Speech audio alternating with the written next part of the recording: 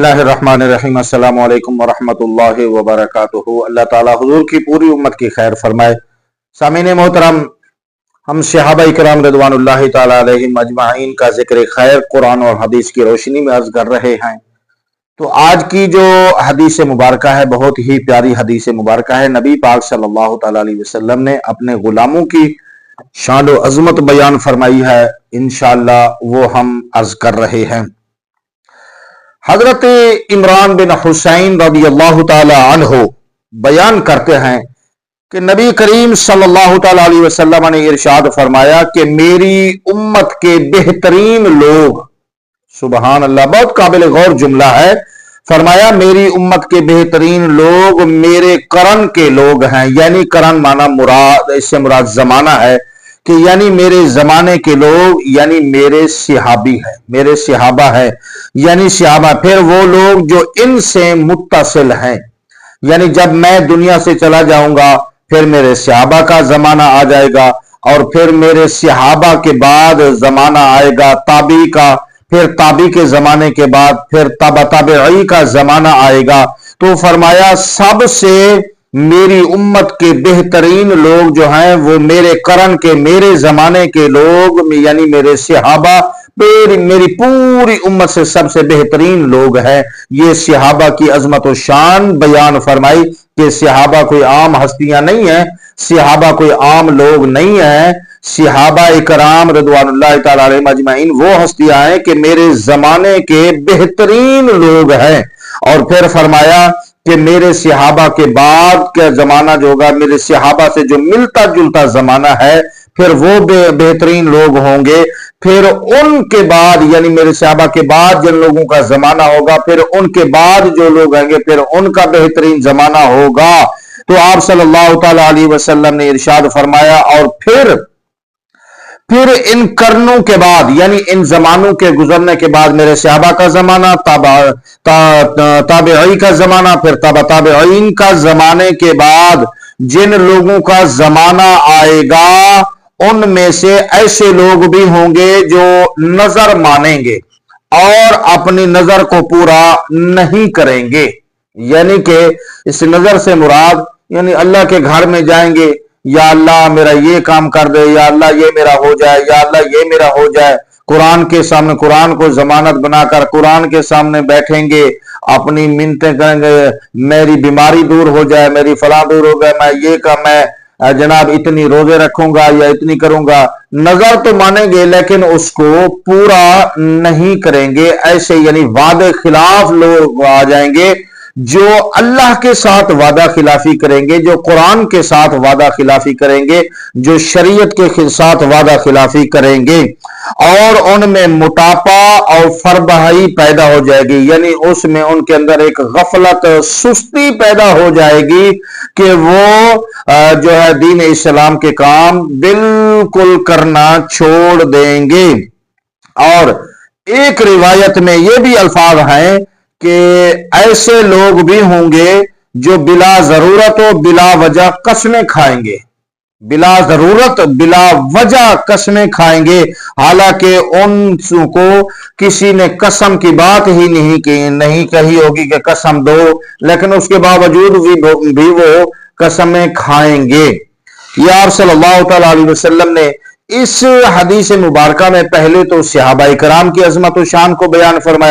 फरमाया कि मेरा जमाना बेहतरीन जमाना है, मेरे जमाने के बेहतरीन लोग मेरे सहाबा हैं। और उसके बाद आप सल्लल्लाहु अलैहि वसल्लम ने आगे गैब की खबरें इरशाद फरमाई हैं। फरमाया कि जब ये बेहतरीन लोग इस दुनिया से चले जाएंगे, मेरे सहाबा ताबी ताबईन ये बेहतरीन लोग हैं, इनका जमाना बेहतरीन होगा है। जब ये लोग दुनिया से चले जाएंगे तो फिर इनके बाद और लोग आएंगे, ऐसे लोग आएंगे कि ऐसा जमाना आएगा कि जो लोग نظریں مانیں گے، وعدے کریں گے لیکن وعدہ خلافی کریں گے، وعدے کو اہمیت نہیں دیں گے، اپنی زبان کو اہمیت نہیں دیں گے، اپنی بات کو خود اہمیت نہیں دیں گے، اپنی بات کر کے مکر جائیں گے، اپنی جناب والا وعدے کر کے مکر جائیں گے، ایسے لوگ آئیں گے۔ اور پھر فرمایا دین اسلام سے وہ لوگ دور ہوتے جائیں گے، یعنی ان کے اندر سستی آ جائے گی، ان کے اندر غفلت آ جائے گی، ان کے اندر دنیاوی مال و متاع کی لالچ و ہوس آ جائے گی،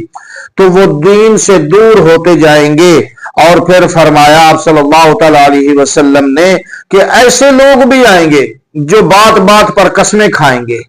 حالانکہ ہمارا مشاہدہ ہے، آپ نے بھی دیکھا ہوگا کہ بہت سارے لوگ ایسے ہیں، بات بات پر اللہ کی قسم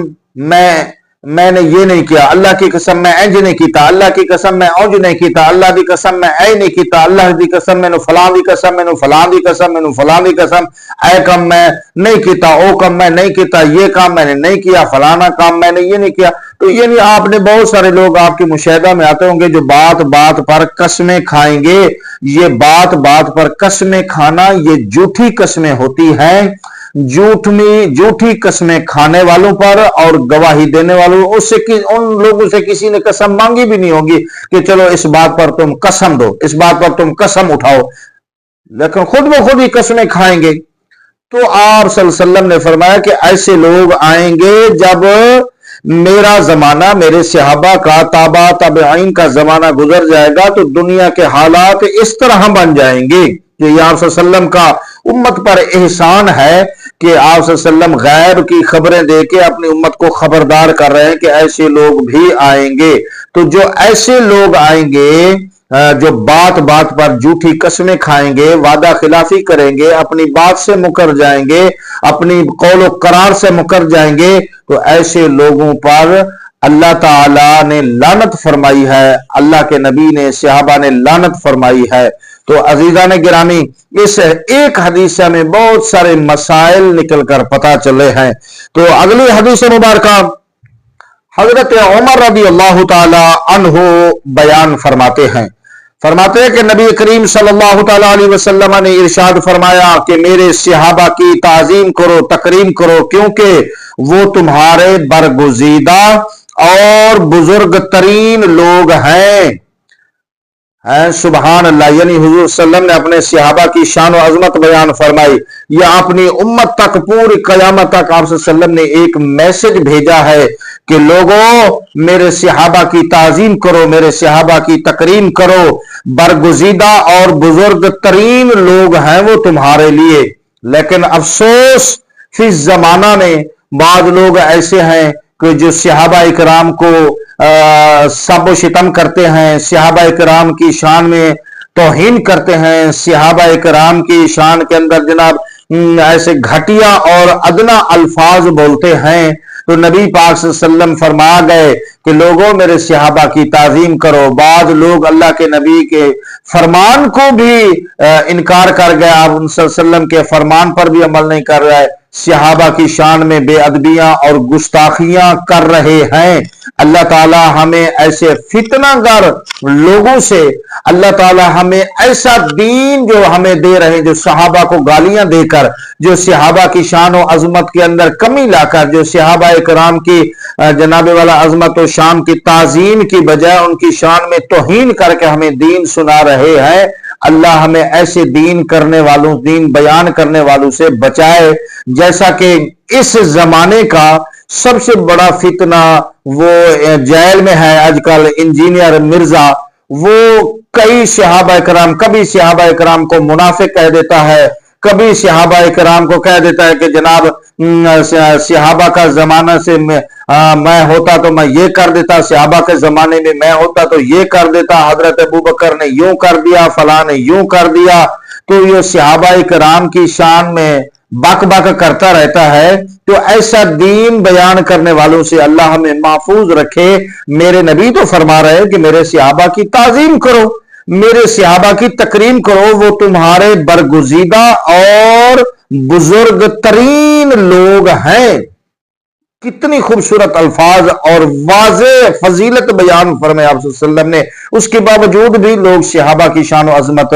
کی جناب والا گستاخیاں کرتے ہیں، اس کے اندر توہین کرتے ہیں۔ تو آپ صلی اللہ تعالی علیہ وسلم نے فرمایا پھر وہ لوگ جو ان کے قریب ہیں، یعنی پھر صحابہ کے جو قریب لوگ ہیں وہ بزرگ ہیں، یعنی تابعین، اور پھر وہ لوگ جو ان تابعین کے قریب ہیں یعنی تبع تابعین، اور اس کے بعد آپ صلی اللہ علیہ وسلم نے فرمایا تبع تابعین کے بعد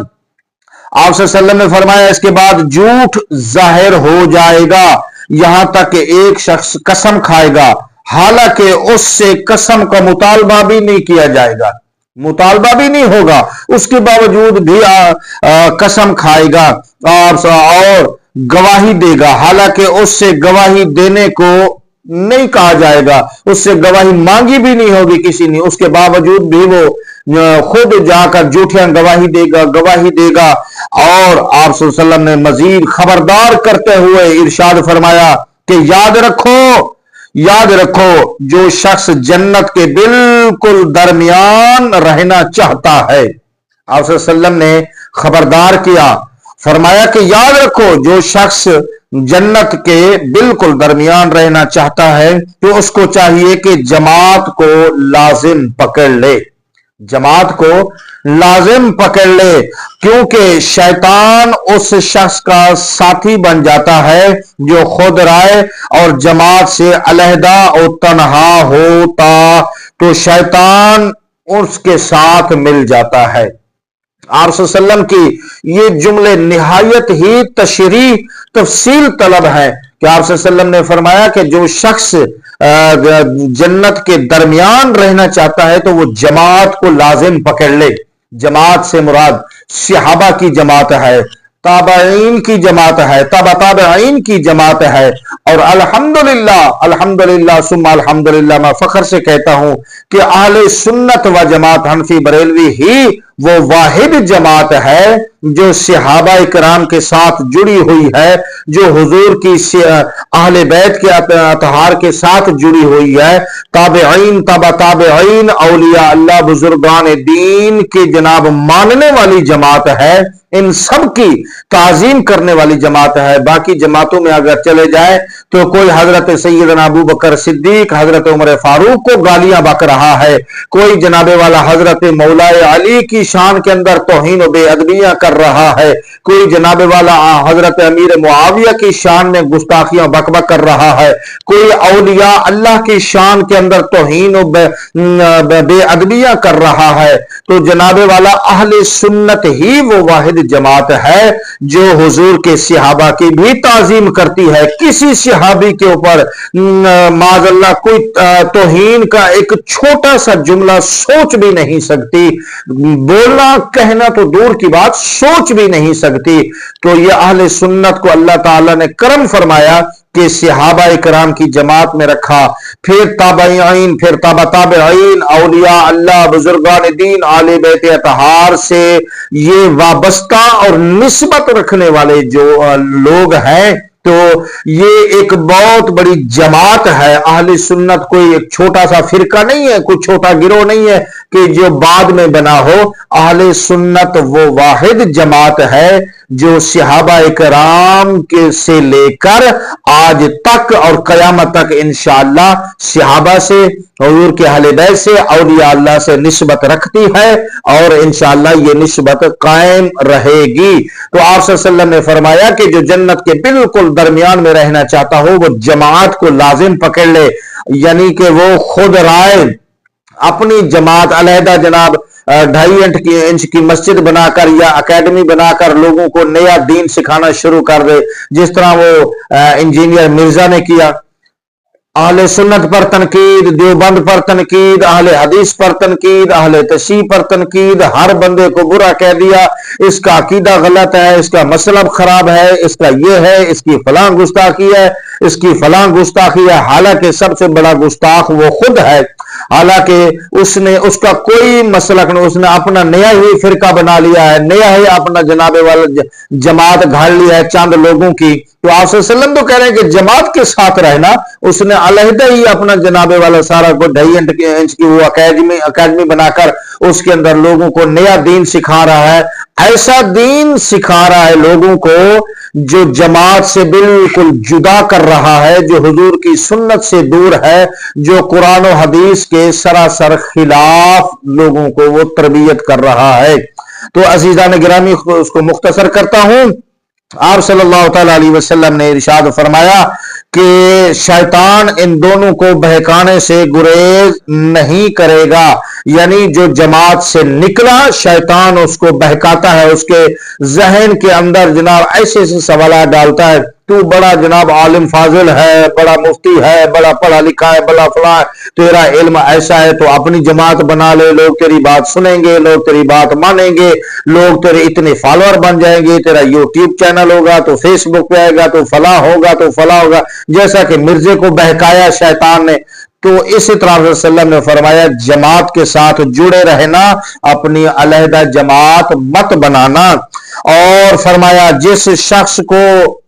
اس کی نیکی خوشی اور اطمینان بخشے اور اس کی بدی اس کو مضطرب اور غمگین کر دے، وہ مومن ہے۔ یعنی ایسا کام بندہ کر رہا ہے کہ اس کو کام کرتے ہوئے دل کو سکون اطمینان پہنچ رہا ہے، تو فرمایا یہ اس کی نیکی ہے۔ اور جو کام کرتے ہوئے اس کا دل پریشان ہو جائے، دل کو یہ مطمئن نہ کرے کہ دل کے اندر ایک کھٹکا، ایک